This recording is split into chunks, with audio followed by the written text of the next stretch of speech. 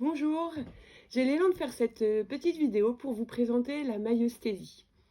Alors d'abord je m'appelle Séverine Genissé, je suis kinésiologue et depuis 6-7 ans et praticienne certifiée en maïeusthésie depuis peu. C'est Thierry Tournebis qui a mis des mots, qui a fondé la maïeusthésie, qui a mis des mots sur cette posture délicate d'accueil de l'autre et de soi et de l'autre.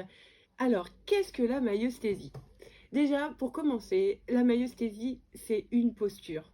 C'est pas quelque chose qu'on fait, qu'on pratique, c'est quelque chose qu'on vit et qu'on vit de l'intérieur.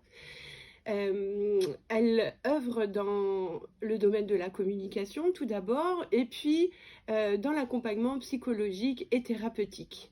Elle est aussi appelée la psychologie de la pertinence. Qu'est-ce que c'est qu'être communicant ? Quand on dialogue avec un interlocuteur, il y a deux manières de procéder. C'est assez inconscient, donc c'est vraiment intéressant de mettre la lumière dessus. Soit on va porter notre intérêt sur ce qui est dit, sur l'information. Donc, on est là à regarder l'information, à l'écouter, et puis à réagir à cette information. On ne voit pas du tout l'interlocuteur qui nous énonce cette information. On est vraiment axé sur l'information et rien d'autre. De ce fait, on est relié à ce qui est dit et vulnérable à ce qui est dit. Soit on va trouver ça super génial et on va être fasciné par l'information et de ce fait fasciné par l'interlocuteur. Il y a comme une fusion qui se fait là. Soit on va pas être du tout d'accord avec ce qui est dit et là on va rejeter et l'information et l'interlocuteur. Donc ça c'est relationner, être relié avec. La deuxième possibilité, lors d'un dialogue, c'est de porter notre intérêt sur celui qui parle. Celui qui parle nous donne une information qui correspond à son univers. Tout ce qu'il va dire est pertinent avec sa perception à lui de la réalité. Lors de ma formation, Aurélie Blanchet, avait dit quelque chose qui m'avait vraiment marqué et auquel je pense souvent. C'était, il n'y a pas 7 milliards d'individus dans le monde, mais il y a 7 milliards de mondes sur la planète. Et la communication, c'est ça.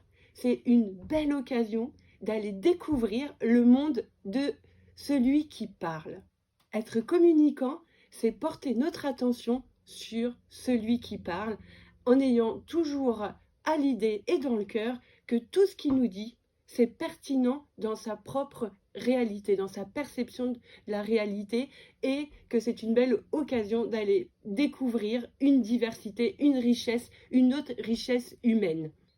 Pour poursuivre notre explication sur la possibilité d'accompagnement que nous offre la maïeusthésie en termes d'accompagnement psychologique et thérapeutique, il est essentiel de vous poser des jalons sur le fonctionnement de la psyché selon Thierry.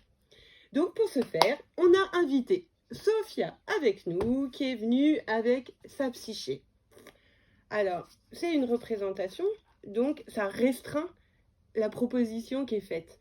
La psyché, elle est dans une vastitude, et là, on restreint, on matérialise pour que ce soit clair et compréhensible. Pour Thierry, la psyché, elle est dans un endroit eucrotopique. Ça veut dire sans dimension de lieu ni de temps. Nous, pour faciliter l'explication, on est bien ici et maintenant, et puis on lui a donné une limite. Donc la psyché de Sophia est composée de toutes celles qu'elle a été en biographie, c'est-à-dire de la vie in utero, de sa vie d'enfant jusqu'à aujourd'hui et celle qu'elle sera demain. Ça, c'est les êtres qui composent sa psyché de manière biographique.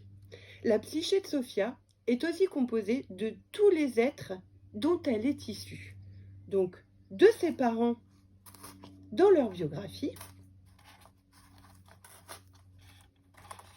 ainsi que ses grands-parents dans leur biographie, tous les êtres qu'ils étaient composent donc cette psyché. Et là, c'est ce qu'on va appeler le transgénérationnel. Le troisième élément qui va composer la psyché de Sophia, c'est appelé le transpersonnel. Donc là, on retrouve le reste, l'environnement de Sophia, le reste. Donc ça peut être la Terre, ça peut être le temps, un concept comme le temps, ça peut être un pays, ça peut être des animaux ou un animal particulier. C'est le transpersonnel, c'est le reste. Donc nous voilà avec cette psyché et tous les êtres qui la composent en lien avec Sophia. Cette psyché, elle est régie par la pulsion de vie et la pulsion de survie. Quand il arrive un événement traumatique pour un des êtres de la psyché, l'élan de survie, pour protéger l'être, va le cliver, le mettre de côté. Donc, l'élan de survie va protéger l'être, le mettre de côté et, à force d'énergie, va fabriquer une compensation pour remplir le vide créé par le clivage de l'être. Donc, Sophia va poursuivre sa vie avec cette compensation qui lui prend beaucoup d'énergie. Ça va tenir comme ça un moment, mais c'est pas très périn. Quand ça arrive à maturité, l'élan de vie qui, elle, est garante de la réunification des êtres, va fabriquer un symptôme qu'elle va envoyer à Sophia exprès pour aller rencontrer le vécu émotionnel de l'être clivé qui n'a jamais été reconnu dans ce qu'il a vécu, tant dans la nature de ce qu'il a vécu que dans la mesure. C'est à ce moment-là que Sophia va venir consulter un praticien en maïeusthésie.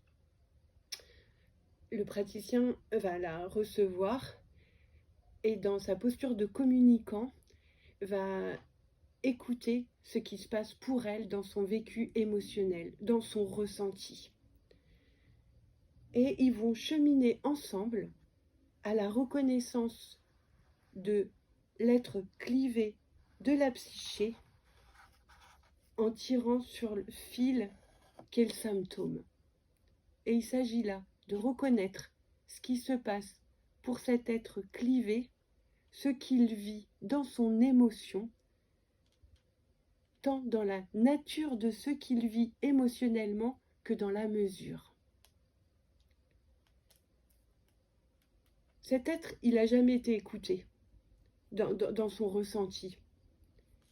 Et une fois écouté, et c'est lui qui appelle par le symptôme, une fois écouté et reconnu, il va pouvoir regagner sa place dans la psyché.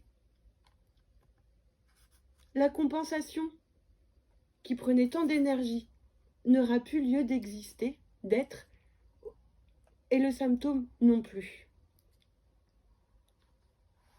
Et Sophia pourra poursuivre sa vie de manière certainement plus légère et en même temps plus unifiée, en ayant retrouvé une entière part d'elle. J'avais vraiment à cœur de partager autour de la maïeusthésie. J'espère que ça aura été clair pour vous. Il y a tout plein d'infos sur le site de Thierry. Si vous avez des questions, moi je répondrai avec grand plaisir. Il y a Aurélie Blanchet aussi, entre autres, son école à Paris. Il y a Priscilla Lambert et tout plein d'autres. Vous pouvez approfondir vos recherches. Si vous souhaitez un accompagnement en maïeusthésie, eh bien, sur le site de Thierry, vous trouverez tous les praticiens certifiés. Il y a aussi de très chouettes praticiens en cours de certification. Pour ma part, je peux vous recevoir en présentiel à Cherisy, ou bien par téléphone ou WhatsApp, puisque c'est l'avantage de la maïeusthésie, on peut cheminer ensemble autre qu'en présentiel. Et pour finir, je voudrais vous remercier d'avoir suivi cette vidéo. Je voulais remercier Aurélie pour ce qu'elle m'a partagé. Un gros merci à Thierry d'avoir mis tous ces mots et de continuer à écrire autour de la maïeusthésie. Un gros merci aussi à tous ceux qui contribuent à ce que la maïeusthésie vive et se répande. Et pour ma part, je suis vraiment heureuse d'avoir fait cette vidéo et d'avoir contribué à mon niveau à faire connaître ce qu'est la maïeusthésie. Merci de m'avoir suivi.